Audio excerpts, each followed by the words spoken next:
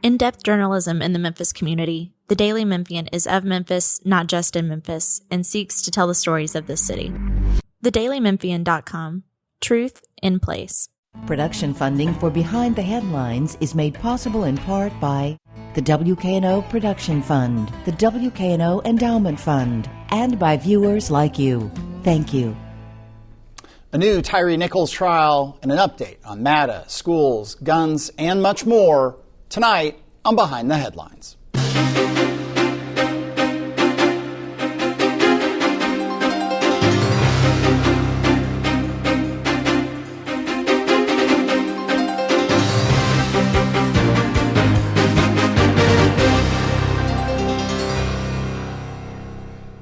I'm Eric Barnes with the Daily Memphian. Thanks for joining us.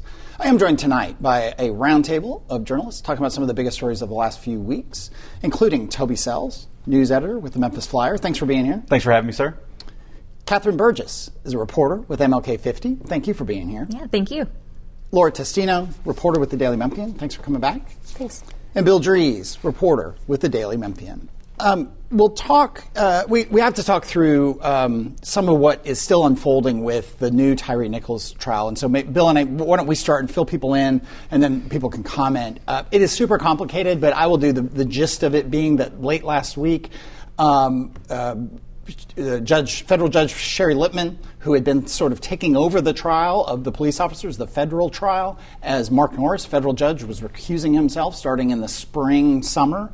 For reasons no one really understood why. There were a lot of rumors, there's a lot of talk, there were a lot of filings under seal, and those filings were mostly released. And basically what Judge Lippman came out and said, and I will say this poorly, is there was no real bad behavior, but in the abundance of caution, we're going to have a whole new trial for the police officers. Right. What did I miss, and how did I mischaracterize it? Well, she also said that the whole question about Norris's impartiality and whether his comments and what he did after his comments, whether that was a conflict of interest and prompted a new trial, was to avoid the appearance of impropriety. She said if it were just a simple review, it would be fairly simple. No, there wasn't. And part of it has also come out that the comments that Mark Norris made were about MPD being, corrupted to the top. I'm paraphrasing, with gang members. That had been rumored that there was something about that that it was negative comments about MPD being, something. To both the defense lawyers and to the U.S. attorneys. But it came out that there was a complicated, we've written about it, other people have written about it, a horrible shooting of a law clerk that had worked for Mark Norris, had come back to help with the trial, and Judge Norris really being, it seems, even in the legal speak, very angry, very concerned, and very much wanting a further investigation of why that law clerk was shot and who was involved and what was going on. Yes, and in the paperwork that was unsealed, which was the whole purpose of the lawsuit, Judge Norris said that he believed that it was a gang-related violent crime, and that he thought there was some evidence that one of the police officers on trial had connections to or was a gang member, and that there might be some connection to this. And he pushed it. He pushed it to the extent that there were meetings with the MPD brass about this. There was a meeting with him and the brass where the brass wanted to talk with him and say, this is why we don't think it was connected. And he said he would not meet with him because he thought the police department is infested with gang members into its upper ranks. And it's worth noting, I think, U.S. Marshals, FBI, others at the federal level looked at this and found no federal nexus, found nothing to explore, that there was, and they seemed to conclude, as best you sort of read through all the filings, that it was tragic, awful, thankfully the person didn't die, act of violence by juveniles and so on. Comments from anyone? I don't know. Catherine, do you any thoughts on this? And then maybe I'll go to Toby. Yeah, the one thing, well, I'm waiting to see a lot of things about this, but as another trial is about to occur, I'm really interested in finding out the question of whether or not they're able to try the officers who were, for the charges they were acquitted of. I just saw yesterday that the attorneys for the officers are arguing because of double jeopardy that they should not be tried on the charges they were acquitted of, only ones they were convicted of. And I don't really know how that's going to pan out, but that will drastically change the shape of the trial. And to be clear, this is the federal trial. This is where the three officers were convicted. But there'd been a delay in civil rights violations. Thank you. The sentencing phase had been delayed, and that's where all this came out, was sort of as it was going into sentencing. Right, and to be clear, the judge said a new trial. Yeah. Not just rethink the sentencing or someone else does the sentencing. The other question is, what is the Trump administration Justice Department going to do? Is that Justice Department going to pursue a retrial on these charges or not? Yeah. That's a real question. Yeah. Toby. I just think folks are exhausted. You read a lot of comments online, and it's like, can we please just get some justice for Tyré Nichols and his family? You know, in any situation involving a judge that's going to go out, I don't care what kind of case it is, and going to make disparaging remarks against one side or the other while that case is still going on. Even if it's a throwaway comment, folks are just like, that was wildly irresponsible, to do that. And so after that, and after this decision, the Nichols family, the police officers, our entire court system, the city of Memphis is going to have to just go through, live that whole story one more time to finally get to the end and maybe get some justice in the Nichols case. And that's just what I'm seeing all over the place. People are like, they don't understand exactly why. As y'all have explained here, it's really complicated. There was no state charges, there were federal charges, and nobody understood why. But yeah, folks are exhausted with this. Yeah. And all of it against the backdrop of a video that probably everyone at this table, yes. I totally understand people who don't want to watch that video, but a video of a man being beaten to death. Mm-hmm. I mean, it's common sense is what happened. We also have, maybe I'll go back to you, Bill. I believe it's Officer Martin, who pled guilty. At least in some of these filings, his lawyer is starting to seem to be asking questions. Well, wait, do we want to go ahead and continue that plea given these things and what they feel is bias that Judge Norris had going back in time? So even the plea bargain seems to be somewhat at question here going forward. Yeah, it very well could be up in the air. If this were a throwaway comment, the end of a long work day, someone's frustrated and says something that's inappropriate, maybe not. But what the court records reveal was that this was a pretty deeply held scenario by the judge. Yeah, that's certainly what the officers' lawyers are saying, that this clearly was so strong and so articulated that it went back in time before the trial started. So, other thoughts, or we'll move on. We'll obviously be following this all. Our organizations and others will be following what happens next. Sherry Lippman has got the judge who is going to handle things going forward. And also, one note is it seems likely. I mean, other things around MPD will sometimes come to the federal government in future case. That Mark Norris will be a federal judge. One would think that in perpetuity will have to recuse himself from anything related to MPD. You would think. So there are other federal judges, but just that side note. Let's go to you, Laura. And for once, the Memphis Shelby County Schools did not lead the Behind the Headlines roundtable. Let's start with the district's sort of efforts to begin to push back against the possible takeover that's been proposed by Mark White and Brent Taylor. We had the two legislators on the show some weeks ago. You guys can get that at WKNO.org or at the Daily Memphian. Talk about the district's efforts. Sure. Yeah. So we saw for the first time last night kind of their real pointed beginnings of campaign against the takeover. Interim Superintendent Roderick Richmond, still got that interim title, is basically went through this 25-year history lesson of beginning with No Child Left Behind to kind of talk about local politics, local funding, all of the ways that the school district is at where it's at now in his point of view. But one thing that he really harped on quite a bit in that lesson was the Achievement School District. Really began to take aim at that state intervention, which by most, most evaluations did not meet what it set out to do, which was turn around some of the bottom 5% of schools in Tennessee and catapult them within 5 years to the top 25%. There are some schools who shed eventually that priority designation that got them in the bottom 5%, but there are some who still did not. And lawmakers eventually sunset the ASD this past session and replaced it with something different. But we're really beginning to see that that is the way that the district is going to combat, I think, what the state wants to do with this new style of takeover with a new board of managers over MSCS and reviving that in session this spring. And the other part of that, I mean, I guess they're separate, but they're very interrelated, is this notion that all the school board members locally who may or may not have much authority, there will still be a school board, but its authority is dependent on this potential takeover. Sure.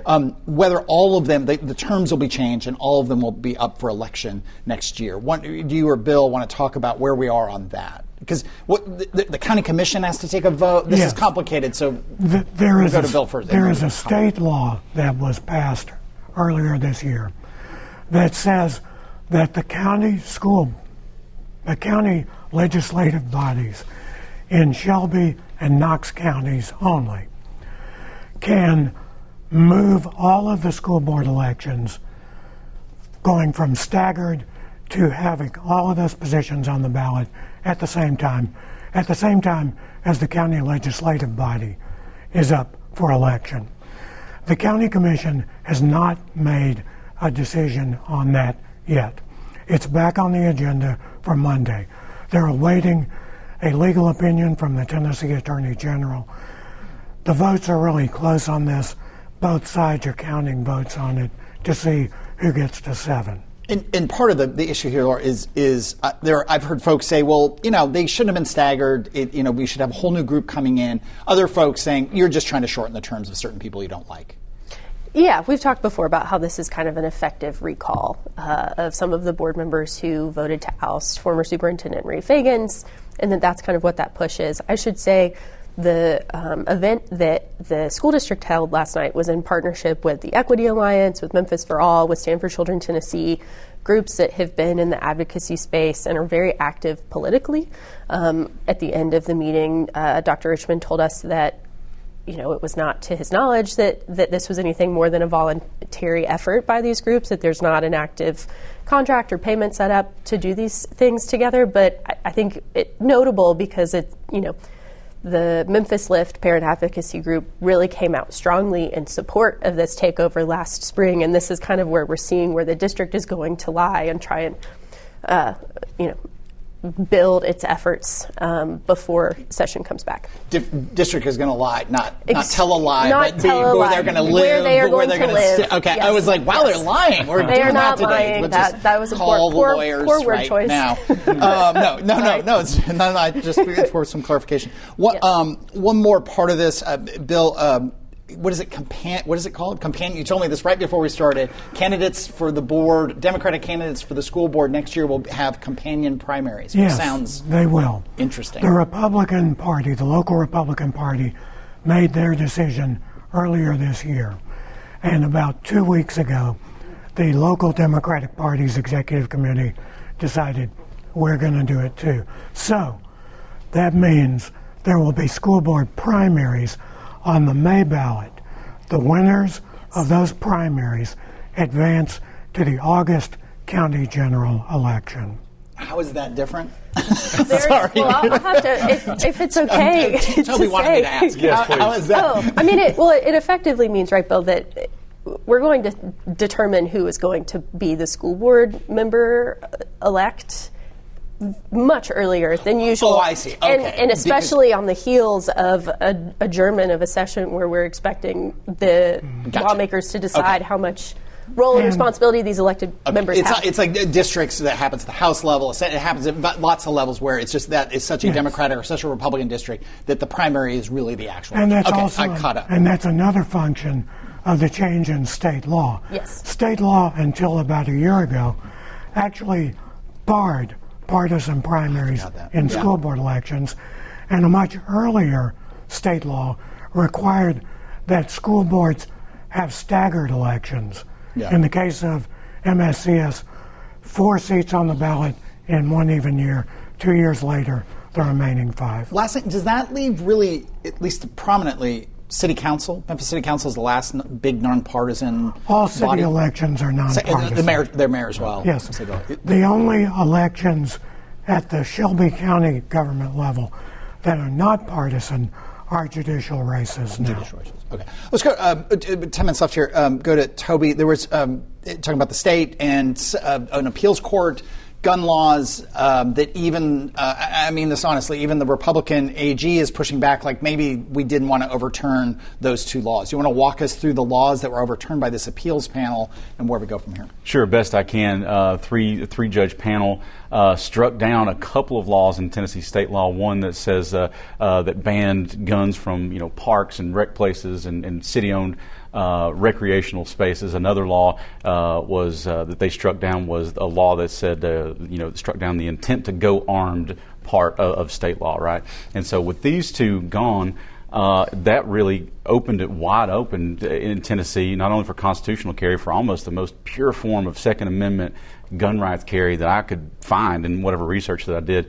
And of course, the Tennessee Firearms Association, they were hailing this as a major victory.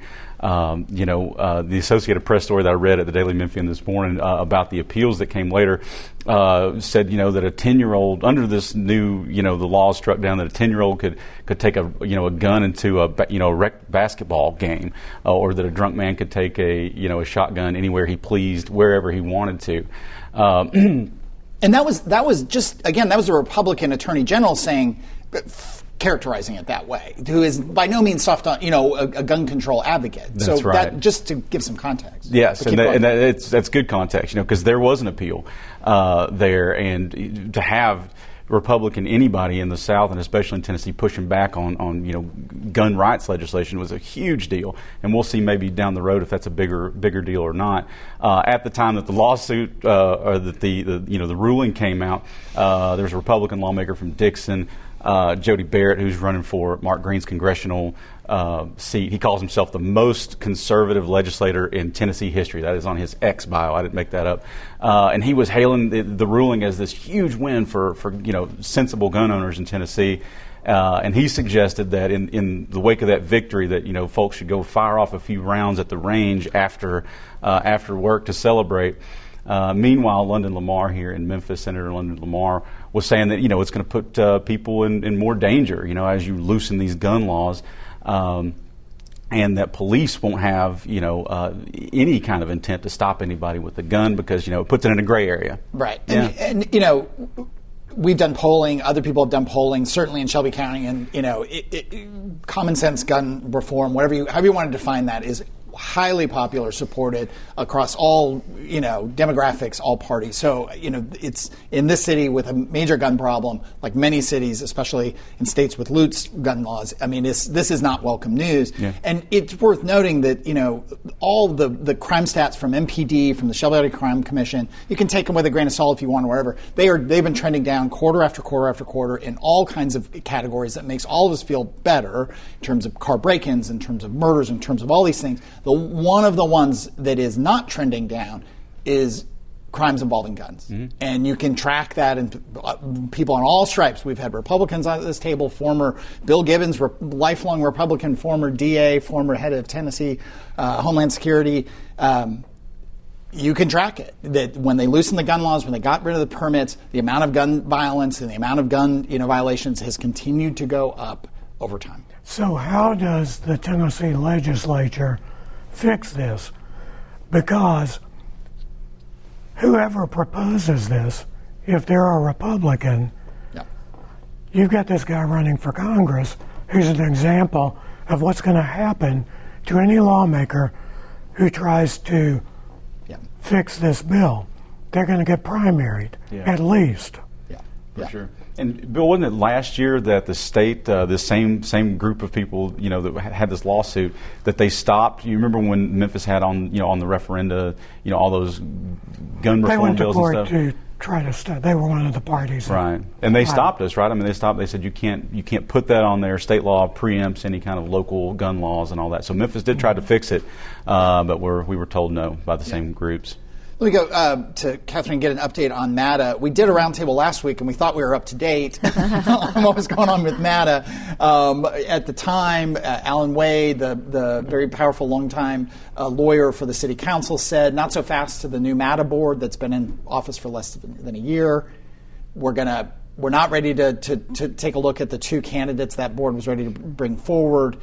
Then what happened? Right. So the two candidates, my understanding is they were already in town, ready to be interviewed when the search was paused by the city. So Wednesday was the day when they had expected to interview those top two CEO candidates. They, of course, did not do so because they had been told to pause the search. And then Thursday, which was the last day for the contract for interim CEO John Lewis, 5 of the 9 board members resigned. So that leaves them with no quorum on the board, no CEO. MATA is currently being run by a COO who was hired last week and a chief administrative officer who has been in the role about a year. And we're waiting to see who exactly the city council is going to appoint as a trustee and what exactly that trustee role will entail. I've been told that they could appoint one as soon as Council Tuesday, but still waiting to find out more. And, I think we talked a bit about it last week, but we were talking before the show, you and Bill both, that it's not like council was beating on the table in these many, many meetings they've had about MATA, which is understandable. They don't have the explicit operating authority, but they have the funding authority. There is a ton of problems. I don't know that anyone's going to begrudge MATA, the city council wanting to have a really close hand on what's going on with the MATA, given all the problems it's had. But it's not like there was all these people on the board saying, this council saying, I don't like where this is going. I don't like that the MATA board is getting ahead of itself in terms of proposing new CEOs. There wasn't a lot of noise. Yeah, city code gives the MATA board authority to hire a manager or a CEO. Hiring a CEO was part of Transpro's part of their deliverables. The consultant that was brought in after the disaster. The mayor, the council, they've all talked about those deliverables. It wasn't until those final 2 candidates were announced and were in town that all of this unfolded. And again, it wasn't council. I'll go to Bill now. It wasn't council saying this. It was Alan Wade, the lawyer, kind of coming out, being the point person on this. Right. What's interesting about this is the council's involvement. The council was told in August in committee by John Lewis with Transpro that, hey, I'm out of here on such and such a date. We've already got a CFO. We've got a COO. Next comes the chief executive officer of the Transit Authority. That will be forthcoming. The council members who heard that said nothing. They didn't say, wait, hold on, public meeting. They said nothing about that indicated they had any problem with that happening. Now, the council has been unhappy with the interim running of the Transit Authority, but they said nothing about this. So the question is, where is this coming from? And what is the excuse going to be for this not being a public meeting at which this was discussed? Yeah. If I could add, I've spoken to both the chair and the vice chair of the transit committee on the city council, so that's Edmund Ford Sr. and Jerry Green, and both of them said this did not come from them. Yeah. Interesting. All right. A couple minutes. We also have an op-ed in the Daily Memphian this week from Anna McQuiston, one of the 5 board members who resigned, talking about not so much what happened, but her experience of some 10 months on that board, 300 days. Let's go to you, Laura, briefly here and talk about some things going on with the schools, the vacant schools. We've talked a lot about that. You've written extensively about it. Give us a quick update on some of the things the district's trying to do. Sure. So the board passed $612,000 contract to beef up security at its vacant schools, which was a kind of a drumbeat that philanthropists who support some of the schools going to charter schools have talked about, that lawmaker Rep. Mark White has talked about some. Certain hosts of Behind the Headlines have talked about probably inappropriately and beat the drum up. So there's funding that's going to address that. One of the most prominent vacant schools at this point is Humes Middle School, alma mater of Elvis Presley. It's over there in North Memphis. There's actually now 2 competing offers for that building. A long-time offer from New Ballet that's been adjusted to about $250,000 as is for the building, which has supposedly had a lot of more damage since it has been vacant post its end in the Achievement School District about a year ago. But we also have a new offer from MLGW for the $1.4 million appraisal value of the building for the utility to build a substation that would support St. Jude's expansion, other expansions in that uptown area, not demolishing the building, but using land adjacent to it. And the group, this kind of outside group that's coming together to kind of make decisions about the many vacant buildings and possibly future vacant buildings, where does that stand? Yes, they'll be meeting a second time this evening to talk about closing, consolidating, repurposing schools. I should note on this show, Natalie McKinney, who is co-chairing that committee, has said that deadline for that plan will get pushed behind September 1st, so we don't have a new deadline yet. But it is delayed from what the board initially intended. And I should note, we're recording this on Thursday, so that's tonight. Yes. That is all the time we have. We didn't get to stories that Toby's doing about plastics in the Mississippi, but go to the memphisflyer.com and get those. Other stuff that people are writing about you can get at the websites. Thank you very much for joining us. If you missed any of the show today, you can go to WKNO.org, you can go to Daily Memphian, you can go to YouTube, or you can download the podcast of the show wherever you get your podcasts. Thanks very much, and we'll see you next week.